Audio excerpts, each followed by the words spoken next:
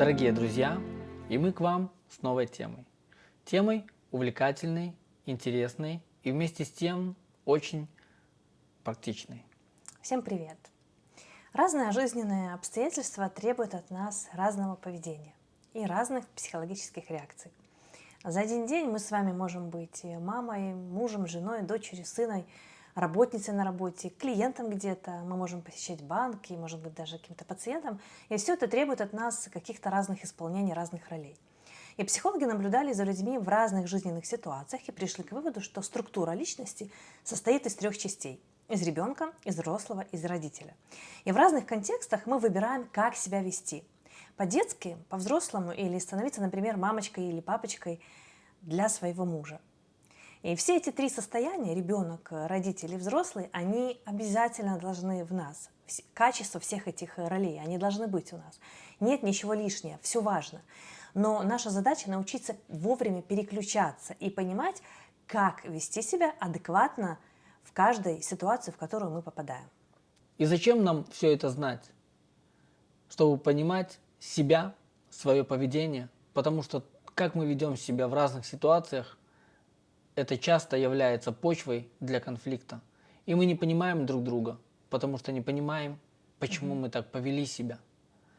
Иногда мы находимся в состоянии ребенка, ведем себя как ребенок, а жена, например, или муж хотят, чтобы мы были взрослыми, мы должны взять ответственность на себя за происходящее. Мое реальное поведение и их ожидания, и ее ожидания от меня не соответствуют. И получается конфликт, недовольство. Вопрос в том, почему я повел себя как ребенок, тогда как должен был повести себя как взрослый. Давайте разбираться вместе. Этой теме мы посвятим аж 3 следующих урока. Она объемная и, как мы сказали, важная. Я уверена, что это будет очень интересно. И апостол Павел в своем первом послании, в той самой знаменитой 13 главе о любви, говорит: «Когда я был ребенком, я говорил как ребенок, да я и мыслил по-детски, и рассуждал по-детски, но когда я стал взрослым, оставил все детское позади». Любовь можно проявлять по-разному. Можно требовать любви, можно ждать любви, можно быть эгоистом, можно вообще не уметь не любить, не принимать любовь, а быть как колючка. А можно расти, взрослеть и приходить в меру возраста Христова, как написано в Слове Божьем. Ребенком мы себя ведем, потому что нас так научили. Это в нас это вложили, так нас воспитали. По сути дела, это бессознательные процессы, которые мы даже не понимаем, мы не задумываемся над ними.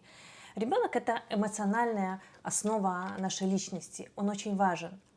Мы, в принципе, не контролируем себя, когда начинаем злиться, плакать, раздражаться. Это процессы, которые происходят у нас сами по себе. Ребенок, живущий внутри нас, какой он? Какие мы, когда мы включаем в себя ребенка? Мы импульсивные, эмоциональные, упрямые. Мы стремимся к удовольствию любыми способами. Вот я хочу, только мои потребности. Ребенок часто говорит: почему так случилось? Оно само. Он ждет какого-то доброго волшебника, который все решит. Ребенок доверчивый, беззаботный. Он обижается, плачет, злится. У ребенка очень много эмоций. И ребенок может стараться во всем угождать взрослым, заслуживать похвалу. Он может быть одиноким, беспомощным. Обида и вина – это тоже такие детские качества и эмоции. Ребенок чувствует себя жертвой обстоятельств. Он пока не автор своей жизни или своей судьбы. Он пока не знает, что многое в жизни зависит от него и от его решений. Следующее состояние – это состояние родителя. Родитель – это голос нашей совести. Родители учат нас, как правильно жить. Они разговаривают с нами такими словами: ты должен, ты обязан, пальцы в розетку не сунь, домой поздно не возвращайся, там зубы на ночь почисти или в школу не проспи, веди себя прилично, а то что про нас люди подумают. Да. И родитель, как правило, знает лучше, что нам нужно, как нам правильно поступать, выполнять обещанное, красиво себя вести. Но также родитель и защищает нас от обидчиков. Родитель хвалит, ободряет, придает нам уверенности, заботится, позволяет жалеть самого себя, прислушиваться к своим чувствам. Ты хочешь кушать? Поди отдохни, сходи в туалет. Ты устал? Тебе может быть плохо? Иди отдохни. И мы можем так себя вести в своих отношениях в браке. Жена может контролировать мужа, муж может контролировать жену. может относиться к нему как к маленькому ребенку, критиковать его, упрекать или наоборот сюсюкаться. И все делать за него. Да, из родительского состояния у нас есть список того, каким должен быть наш партнер, наш муж. У всех у нас есть такой список. Мы очень требовательны к своим мужьям, потому что мы заботимся о своем личном благополучии, и это нормально. Мы считаем, что наш муж должен быть таким-то и таким-то. И мы очень хорошо знаем, каким он должен быть. У нас есть огромный список ожиданий от своего мужа, но и у мужа есть свои ожидания от жены. Мы все в какой-то мере носим образ своих родителей внутри себя. Люди часто говорят, что нет, как мои родители, я точно не буду. Я буду жить по-другому. Совсем другие принципы. Но иногда мы ловим себя на мысли, что мы именно так и поступаем, как поступал наш папа или поступала наша мама. Написано в Библии, что отцы ели кислый виноград, а у детей оскомина. И мы испытываем что-то и ведем себя определенным образом, потому что ощущаем влияние своих родителей. Мы ощущаем это подсознательно. Об Иисусе говорили, например, не плотников ли он сын? Почему? Потому что нас отождествляют с нашими родителями. Но приходит время, когда мы должны отлепиться от своих родителей. Не только физически, но и эмоционально. И не только тогда, когда мы выходим замуж или женимся.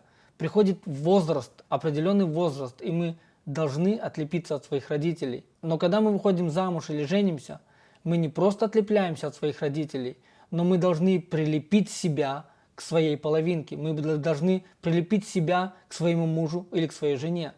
Наши родители имеют на нас очень огромное влияние, и мы это можем иногда наблюдать в нашей семейной жизни.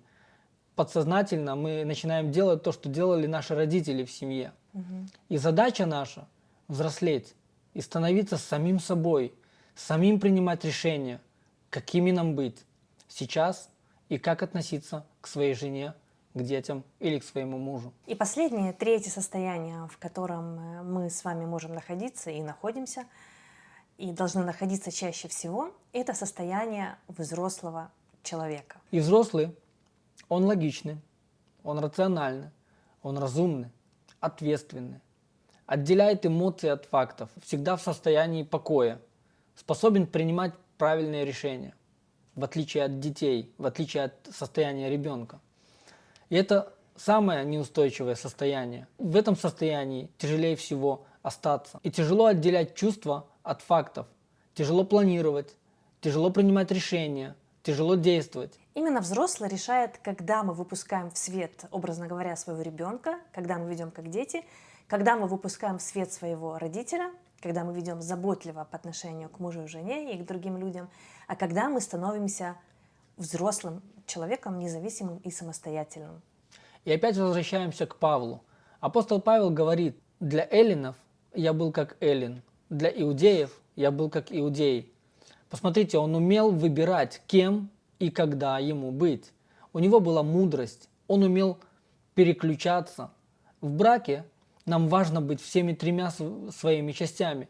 Мы должны баловать свою жену иногда, мы должны, или мужа, мы должны баловать их, поощрять как ребенка, и хвалить, говорить, что у нее или у него все получится.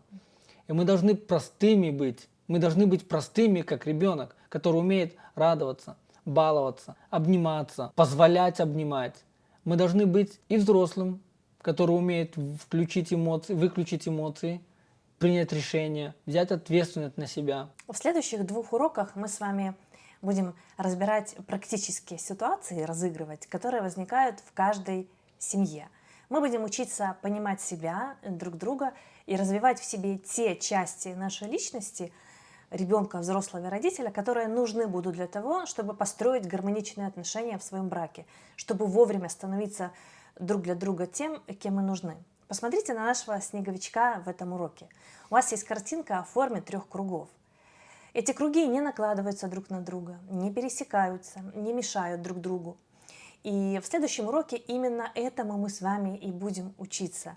Мы будем учиться, как вовремя включать в себе родителя, Как становиться взрослым тогда, когда этого требует ситуация, и как не впадать в состояние ребенка тогда, когда сейчас для своей семьи, для своих отношений мы должны быть взрослым человеком, который не впадает в истерику, в слезы, в крик, в жалобу, в плач, а который умеет конструктивно вести разговор, обсуждать вещи, разговаривать, как сказал Ген, отделять факты от чувств, и не запутаться в этом клубке эмоциональном, потому что если мы постоянно будем в состоянии ребенка, оно очень важно, мы будем говорить об этом, потому что ребенок отвечает за наши чувства, за чувственность, за интимность. Но для того, чтобы нам не запутаться в наших отношениях, чтобы вовремя остановиться, мы должны уметь быть взрослыми людьми. И на следующих уроках мы будем с вами этим заниматься. Да. А на сегодня мы с вами прощаемся. До встречи завтра. До свидания.